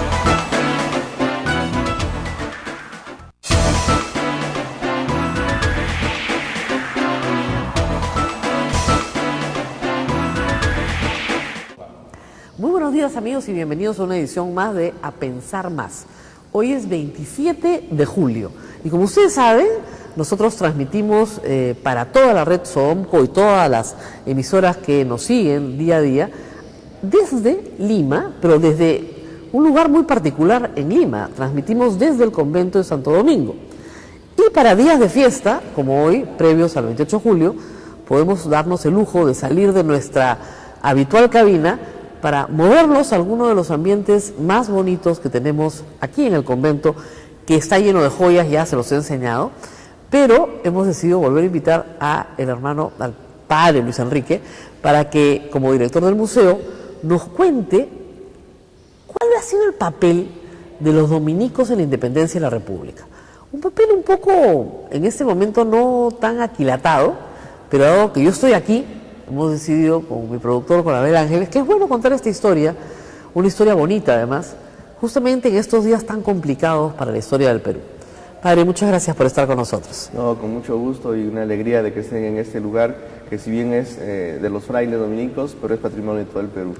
Esto sí es patrimonio nacional, por cierto, pero para empezar a contar un poco nuestra historia, ¿dónde estamos? ¿Qué es esto que está viendo la gente que nos sigue a través de Facebook Live en su pantalla? ¿Qué es lo que está? ¿Dónde estamos? Si nosotros ahorita estamos en la sala capitular del convento Santo Domingo, y es un lugar muy importante dentro de los conventos, porque en las salas capitulares se reunía el capítulo, y el capítulo son todos los hermanos profesos solemnes asignados canónicamente a un convento. Entonces acá se reúnen todos los que tienen derecho a voz y voto y a ser votados también. En ese lugar se reúnen los hermanos para decidir el gobierno del convento, la posición de los hermanos frente a la sociedad y hasta las cosas más domésticas y sencillas que puedan haber. Yo siempre recuerdo y siempre lo digo, nosotros los dominicos somos una orden capitular, que traduciéndolo en términos un poco civiles somos una orden democrática, ¿no? Y mi maestro de novicios, que era un español vasco, el padre Amando Herrán Angulo, él nos decía, lo que concierne a todos debe ser resuelto por todos, no por algunos. Y ese es el espíritu del capítulo de un convento dominicano, y ese es el lugar en donde estamos ahora. Esa es, creo que, la importancia máxima que nosotros como dominicos tenemos. Como lugar específicamente, ha sido un lugar importantísimo también, porque en ese lugar, y justamente frente al Cristo que tenemos aquí, San Martín Levito, un momento místico que no está alejado de la cotidianidad y ordinariedad de nuestro convento, en sus decisiones y en sus discusiones.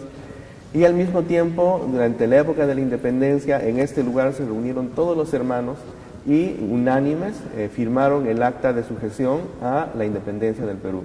Pero Todos los frailes hay que dominicos. decir una cosa también, para quien no ha visitado nunca el convento, estamos exactamente sobre la tumba de Santa Rosa de Lima.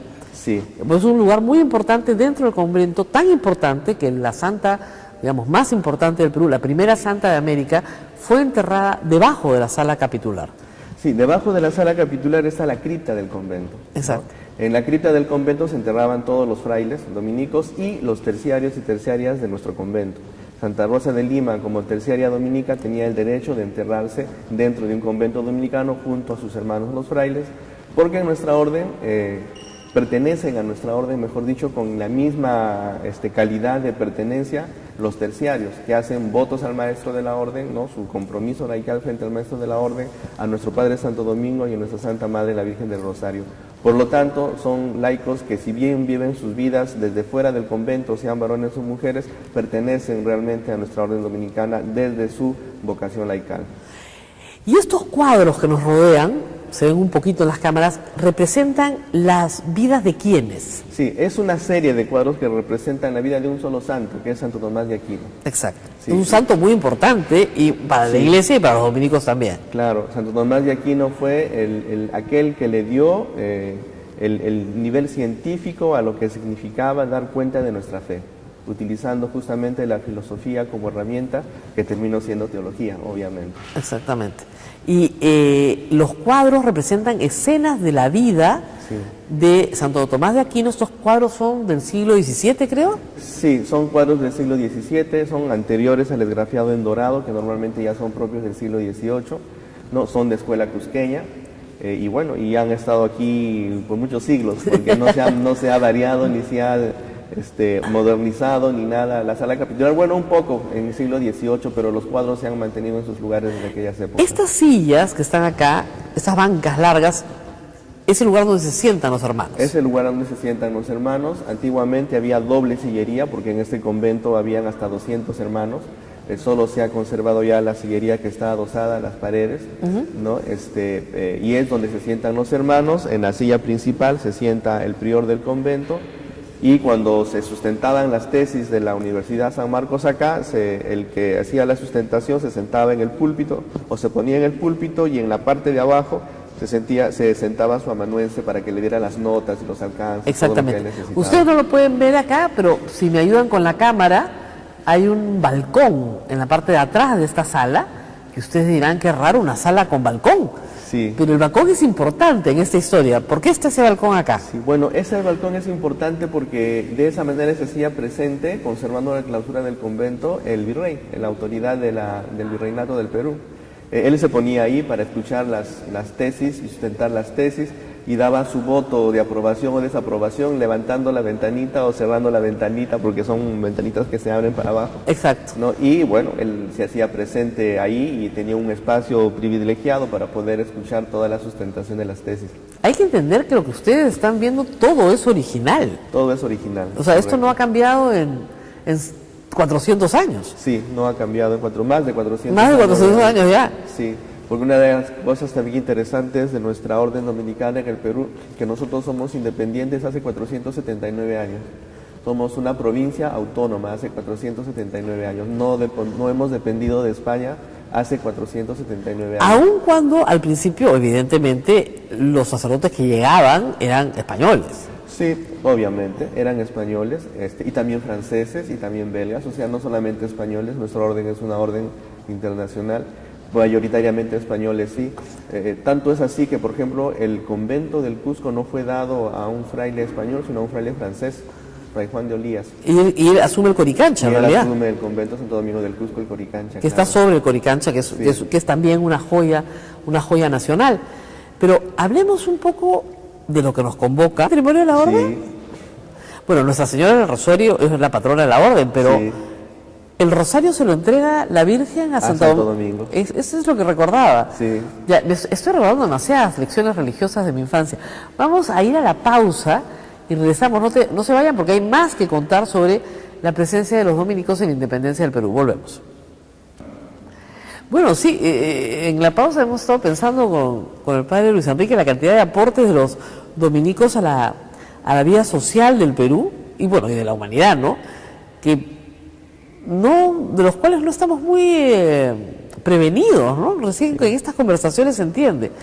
Bueno, entonces queda la música, queda la letra, Rosa Marina lo canta, se hace popular, hay toda una discusión sobre la letra, hemos tenido que cambiar la letra del himno. Yo aprendí uno de niña que cada vez que lo cantamos me sale el que aprendí de niña y todavía no puedo con el nuevo, puedo pero por pedazos, porque bueno, lo que aprendes de niña es como el Padre Nuestro, ¿no? Sí. Cuando lo cambiaron, qué difícil es volverlo a rezar de otra manera. Pero, a lo que voy es al entusiasmo dominico por la independencia. Sí, pues sí. Y ha sido una como constante, ¿no? Desde la defensa de los derechos de los indios con el padre Bartolomé de las Casas, no solamente con él, que nunca vino a Perú, sino también con Jerónimo de Loaiza, que creó el primer hospital para mestizos e indios y todo eso. ¿El hospital Arzobispo Loaiza es en honor a él? Él es dominico. Pues. ¿Es dominico? Claro, también? Claro. Ah, ya, el hospital Loaiza también, ¿eh? Claro. Ya. ¿No? Entonces, ha sido muy constante la cercanía de los frailes. Justamente hace unas 2 semanas recibí acá en el convento a un faugino francés, que es profesor en la Universidad de Sorbona, que está justamente haciendo su investigación, ¿no? Para un grado que él quiere obtener, acerca de los dominicos que defendieron los derechos de los indígenas. Y entonces está de cabeza en nuestro archivo, obviamente. Claro, porque no solamente, o sea, Bartolomé de las Casas lidera un movimiento inicial, que es el que hace que el rey de España dé las leyes nuevas de Indias, pues salieron las leyes de Indias, pero después las leyes nuevas, sí, que dan mayor protección del abuso, digamos. Obviamente igual había tributo indígena, o sea, esas cosas no desaparecieron, pero sí había un sistema de protección judicial, ¿no? Sí. Y luego hay un movimiento constante a lo largo de 300 años o de 200 años siguientes de protección también. Sí, pero fíjate, Pina, es verdad que Bartolomé es el más conocido, pero él se convirtió en una prédica de un dominico porque él era un diocesano que tenía su doctrina. Ya. Entonces él fue un fraile dominico en la isla de la Española que en Semana Santa le dice, ¿no? Antonio de Montesinos dice, no vamos a absolver a ningún español si es que no dejan de matar, si es que no devuelven las propiedades a los indios y los tratan como seres humanos. No los vamos a absolver. Y él estaba presente en esa misa. Y al final la frase de Antonio de Montesinos es que ¿acaso estos no son hombres también? Dijo eso. Ahí se convirtió Bartolomé de las Casas, dejó todo, devolvió todo y se fue a España, entró a la orden y viene con todo eso. Pero eso de la defensa de los derechos de los indígenas era una reflexión de la comunidad de aquella época. ¿No? Antonio de Montesinos, pero de Córdoba, es el prior de la comunidad. El gobernador, que era un Colón, el hijo de Colón, va y le dice que se retracte y él dice no, esa es reflexión y posición de la comunidad. Y como eran mendicantes que tenían que pedir comida a la gente, los casi los matan de hambre. No les querían dar nada. Y todo esto sucede en Panamá, no, en la Española. En la Española. En la Española. Sí. Y bueno, y luego, como les digo, todo este impulso regresa y las ideas libertarias funcionan entre los dominicos. Sí. Y funcionan en San Marcos, que es fundado por los dominicos, sí, también, sí, y el Convictorio San Carlos, que, sí, también es fundado por los dominicos. Bueno, los jesuitas. Jesuitas, perdón, esa es la competencia. Sí, sí. No, y también una cosa, ¿no? Porque también nosotros ya éramos independientes. Claro. Nosotros éramos una provincia independiente, igual que cualquier provincia europea, hace 479 años. O sea, en los 1821 ya habían 300 años de independencia de la orden, que tenían los mismos derechos que cualquier provincia europea. Éramos igual que todos, no éramos menos ni diferentes, ni dominados, ni subyugados, ni dependientes de nadie. Éramos completamente autónomos hasta ahora. Claro, entonces eso les pareció como que iba a tono con lo que pasaba en ese momento. Y el tema de la esclavitud, ¿cómo lo manejaron? Bueno, esa era una cosa de la sociedad en general, ¿no? Pero cuando ocurrió, en principio que la primera liberación de esclavos la tuvo el libertador San Martín. Así es. Y Bolívar los devolvió a sus amos.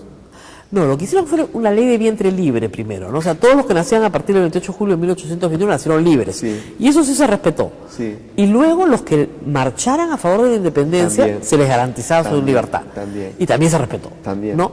Y luego ya la esclavitud, hay una abolición acá por Ramón Castilla, muchos años, sí, después, en 1850 y tantos. Pero, sí, digamos, como frailes dominicos, en un contexto en que luchaban por la defensa del hombre, por la igualdad, por los derechos humanos, entendidos en esa época, ¿no? Sí. Fíjate que en el convento habían esclavos. Claro. Ya, pero que yo sepa, no eran tan maltratados. Al contrario, era un privilegio ser esclavo de un convento, entre comillas, ¿no? Porque mientras que en los otros lados no sufrían algún tipo de maltrato, otros no. Pero también al mismo tiempo creo que la esclavitud en la ciudad era un poco diferente a la esclavitud en el campo. ¿No? Por ejemplo, en nuestro convento de Trujillo hay un mural que dice que ese altar de la Virgen del Rosario fue donado con la plata de los esclavos. Y ahí es donde me enteré que a veces habían esclavos que eran más ricos que los amos y les dejaban su herencia a sus amos, porque tener un esclavo era como alquilar un taxi. Claro. Cobrabas por el trabajo y él se quedaba con parte para vivir él, ¿no? Y tú vivías de las rentas del trabajo de tus esclavos. En este caso, fíjate, la actitud de la orden respecto a los esclavos como que la toleraban, la aceptaban, pero yo no he encontrado algún texto que me diga que la beneficiaban, o sea, que la aceptaban plenamente y la practicaban libremente. Ni la promovían. Sí, hay veces aceptaban a gente para liberarla de un cierto maltrato y se quedaban en el convento, ¿no? Entonces eso también he podido ver. Pero quizás sea también pues como que la diferencia racial, ¿no? del moreno africano respecto al indígena sudamericano, que es diferente, y encima que habían razas de indígenas, había un grupo de indígenas que parecían muy blanquitos y otros un poco más trigueñitos, mientras que con ellos no necesariamente era así, ¿no? Aunque yo sé que en ellos también hay razas diferentes de africanos, pero no necesariamente los veían de ese modo. De ese modo, claro. Entonces esa ha sido, fíjate, una actitud, ¿no? Y si hubiéramos tenido una actitud diferente, San Martín, que era mulato, no hubiera... Claro, San Martín nunca fue esclavo. No. Ni su madre tampoco. No, su madre tampoco. Su madre tampoco. Su madre tampoco. Entonces, por esa razón entra acá como donado, ¿no? Sí.